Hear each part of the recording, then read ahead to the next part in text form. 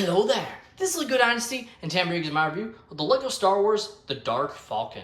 It is set number 75389, comes with 1,579 pieces, and is rated ages 10 and up. Now this set retails in the United States for $179.99 and in Canada for $239.99. Now without further ado, let's kick off this review, starting with the box.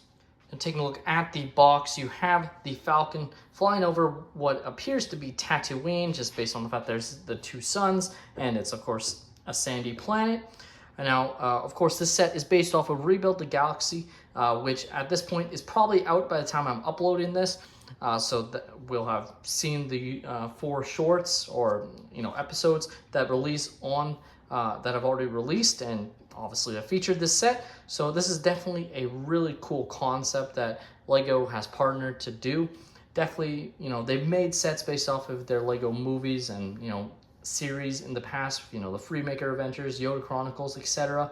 But this is the first main wave that they've done of this, and it allowed them to have some fan service to some fun concepts, or memes, fan theories, specifically with Darth Jar Jar, and then even tackle some, things that, other mediums have done, with a redeemed white-suited Vader, and of course we saw Darth Rey in her vision during The Rise of Skywalker, even an evil C-3PO, sort of from also Rise of Skywalker, but this time he's a bounty hunter, and then even the Big Lebowski, Luke Skywalker there. So really cool concept here, and the main thing is the fact that we have the Falcon, but in black with red accents. Just a really cool concept that probably will never be done again. Taking a look at the box, it looks like, you have some palm trees on Tatooine in the background. Definitely pretty nice there. You can see the different sections opened up on the back of the box, which we will get into. Of course, you have what looks like Darth Vader, or redeemed Vader running away, bounty hunter looking to catch up to him, and then Darth Rey taking on Luke Skywalker, who has spilled his blue milk. So all very fun concepts on the back there that I assume will all be explored during the series itself. Here we have the rendered image manual on the front. So of course, I always say in my videos, I'm not a fan of the rendered images. I don't think it really does the sets justice like it used to, but it doesn't take away anything from the building experience. Now this set does actually have advertising of the other Rebuild the Galaxy sets with Jedi Bob Starfighter, and the uglies with the X-Wing TIE Fighter mashup set. So that's pretty fun there. And here we have the extra pieces I was left with following the build. So you have an extra, missile piece, some extra lightsaber hilts in gray and, silver, some other Technic parts and whatnot. So overall, a nice assortment of extra pieces that you can add to your collection for free. Here we have our first minifigure, and he is Darth Dev. So this is what appears to be the main character in the short, and the character that sort of sets everything amiss by causing everything to turn backwards or dark side essentially. So he's a pretty cool character in terms of design. He actually has a really nice printed arm here on the one side, not on the other. So I assume it's meant to be he has a robot arm or something, just based on the design, which looks pretty cool there. Great torso and leg printing, very much reminiscent of an Inquisitor in my opinion, and that's what makes him really cool looking in my eyes. He has a very nice face print and has a double-sided face with him a bit more happier. So he's obviously been overtaken by the dark side in this set, it seems, or at this point, or just during the series itself. So definitely a really nice minifigure. Probably just the least exciting, just as, he's not based off of any actual canon character that we care about. Our next character is Bounty Hunter C-3PO, and the main difference with him is he has a black arm and then red eyes, which I'm sure will be used on other sets, because obviously this is what we see during The Rise of Skywalker, this particular moment, with him getting red eyes as he's reading the Sith texts, which honestly was pretty dumb if we're being honest with ourselves, but I mean, it's cool that they did it in the red eyes. I think it looks pretty nice there. The black arm has some nice printing, as you can see, looks really, really awesome there. And of course, the rest of the body is pretty standard C-3PO, nothing special. I would have actually liked if they did something with this leg and made it dual molded in black or something. I don't know, just to add something extra there. But obviously, playset, they weren't going to do that. Just would have been nice if I know this is accurate, but I just think they could have made him even more of a bounty hunter look than he is just with the black arm. Our next character is Darth Ray, of course. She has a really cool, look to her, I have to say. Now, they're just using a binocular piece for the lightsaber, so you can't actually, detach it to make it a double-bladed saber, which is something I probably dislike. I think, it looks cool, and it looked really cool in The Rise of Skywalker in that vision sequence, but the main thing that was cool was the fact that it detached and became an actual, double-bladed sabers, and obviously that'll probably happen during the show, but we won't ever have that ability. The other main aspect is the fact that they gave her the pupilless eyes for the Sith, and it's something that they're apparently doing a lot more often, and it just doesn't look good. In my eyes, it's a minor thing, but just putting a black dot there, I think would have made it a lot better. Hopefully they take the feedback and reverse their decision, because I just don't think it looks that great. Torso print looks nice, definitely interesting design choices there. Back also looks pretty good and has a double-sided face, also with the pupilless eyes. Our next character is Beach Luke, is how he was called. Of course, Luke Skywalker, or the Big Lebowski, as he looks like that character from that film. He has blue milk, but it is not printed with the design that we got in the blue milk minifigure pack from the Lego Star Wars Skywalker Saga game. But his overall printing is really nice. Definitely a really nice minifigure overall. It does have a double-sided face without the sunglasses, which looks pretty good. This is definitely a very fun character design choice here. Moving on, we have Darth Jar Jar. Definitely fun if you followed along with that fan theory that was posted on Reddit a few years ago. And, I mean, it's definitely pretty clear they had bigger plans for Jar Jar when he was introduced in The Phantom Menace, and they chickened out and just decided to have him basically be responsible for the Empire by causing the vote that gives the Chancellor emergency powers, which is still pretty fun, but I wish, and we'll probably never know, but I wish we knew exactly what the plan was. I'm not even sure he was actually meant to be a Sith Lord, but I think he was meant to be maybe a Sith cultist is the best way to put it. I think he was the plan was for him to be fully loyal to Palpatine in some way, and they just backed out based on the backlash that he got in The Phantom Menace and made him more of a minor character. But now we get a reference to that sort of fanfare, which looks pretty nice. Definitely feel like they could have done more with the eyes. This is accurate to what we see in the show from the trailer, but just still think they could have made his eyes a little bit more evil, like we saw in those photoshopped images with him having, Sith eyes. I just don't think they really made him look that evil. He also has pretty plain printing overall. The torso print is pretty nice, but nothing on the legs or arms. And back printing also looks pretty nice, but I just think they could have.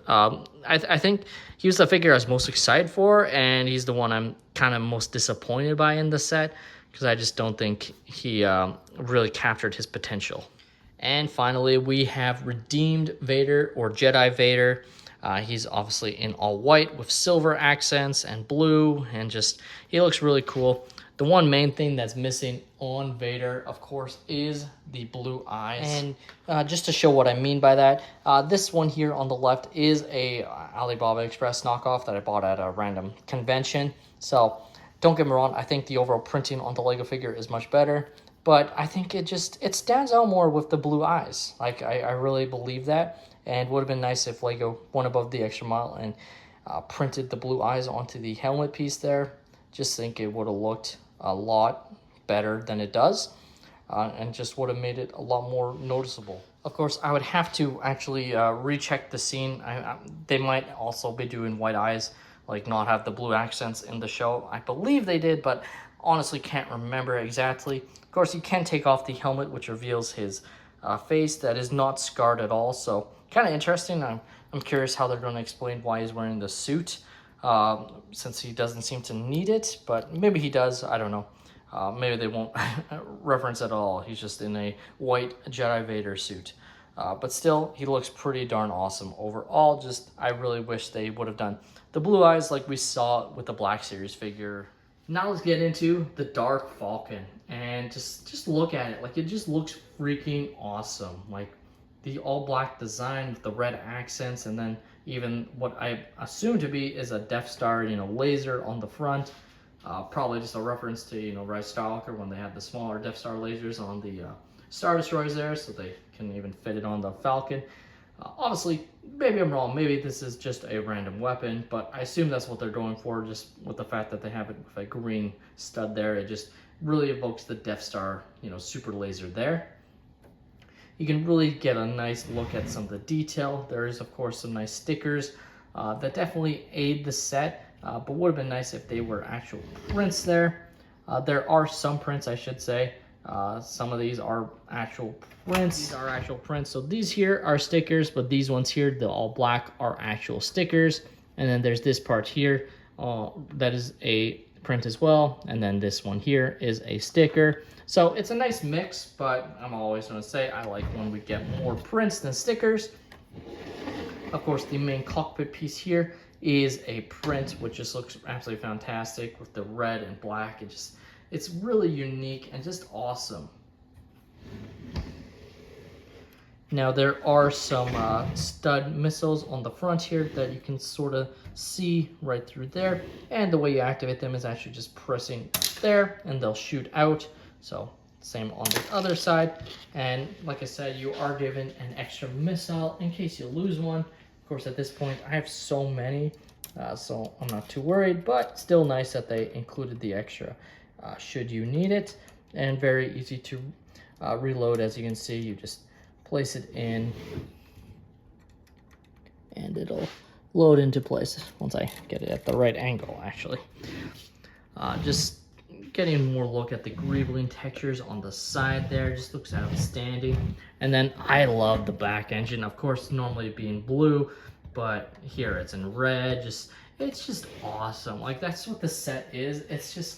This is probably one of my favorite LEGO Star Wars sets of the past few years, and it's an out there set. It's one we're never going to get again, and it's just awesome that they actually went ahead and did this. And because I assume they had a big part in agreeing to what was included in the actual series itself, and deciding what of those that they wanted to actually make, because there's also a lot of other aspects that they're doing in that short series that they're not doing in LEGO, at least yet.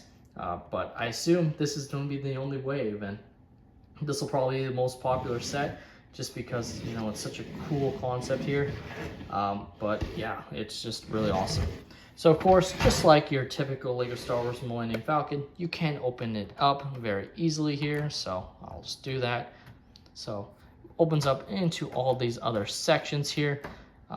That allow you to, basically get more access on the inside and see, all these other, aspects that you wouldn't be able to see otherwise. As you can see, it looks really awesome. You have a crate in the side here that has what I assume to be is either a hologram or a holocron piece. Not really sure. It's the same thing that Jar Jar's holding. It's just a blue stud. And there's even some around, so maybe it's just kyber crystals. I'm not sure what it's supposed to be. I'm sure it'll be addressed during the short itself, but that's fun there. You have the hyperdrive in the back here, which is a sticker piece here. That still looks pretty cool overall. You do have this one section here that is a sort of prison cell that you can actually fit a character inside. So on the back of the box, it has, Luke inside of it, and Darth Vader seemingly being led into it. So in this case, we're just going to put Jedi Vader, I should say, inside of it. Just like that. And then you can place this, sort of security hologram or, ray shield piece back inside. And you can actually see Darth Vader through it, which looks pretty nice. In the side here, you have what I assume to be is a PS5, just based on the design. It's definitely a video game console based on, the fact that they have this sort of TV monitor. So you can have, Beach Luke playing his game, which is definitely pretty fun there. just, I guess, a reference. That's just, I don't know, it's just pretty funny, I have to say. There are some sticker elements for the seats, which looks really nice there in red. Just, again, it just is really cool concept here. On the front here, you have some beds for your characters to sit in, you know, or rest, etc. And you also have some more computer panels here that are stickers.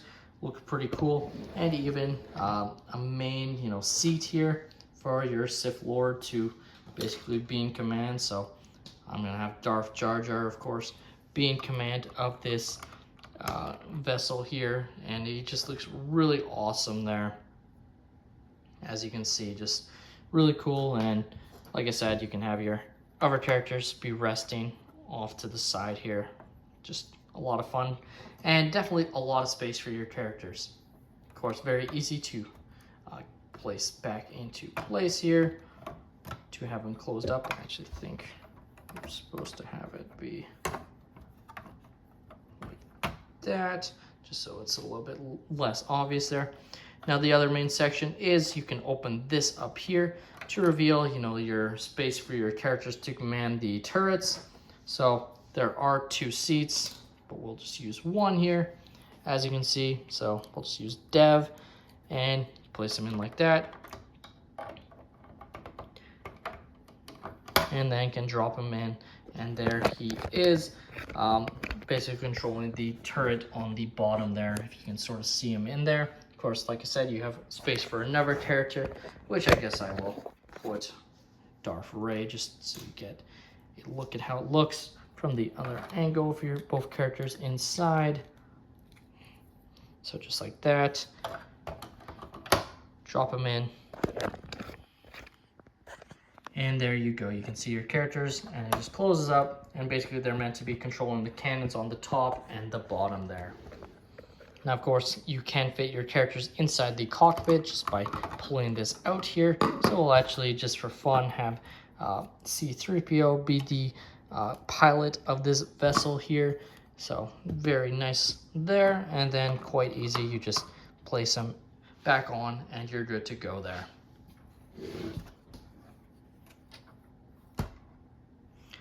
Now here you can take a look at the landing gear, as well as the other bottom cannon that is meant to be controlled by, in this case, Dev. Here we have the 2 Millennium Falcons that are currently still on shelves side by side. So we have the Rise of Skywalker Millennium Falcon and the Dark Falcon, as you can see. Very similar in sizes and overall design here.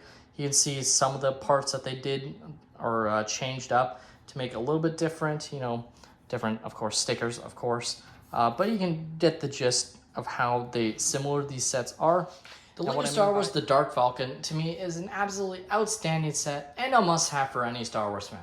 Like, I think even if you don't watch the LEGO Star Wars Rebuild the Galaxy shorts that come out on Disney+, I still think this is going to be an absolutely must-have set. And once it sells out, like, obviously the set just released, don't have to worry about that for a while, hopefully. But once the set is gone, I think this is going to be, you know, absolutely outstanding in retirement. Like, it's gonna be an expensive set, basically, even more expensive than it already is.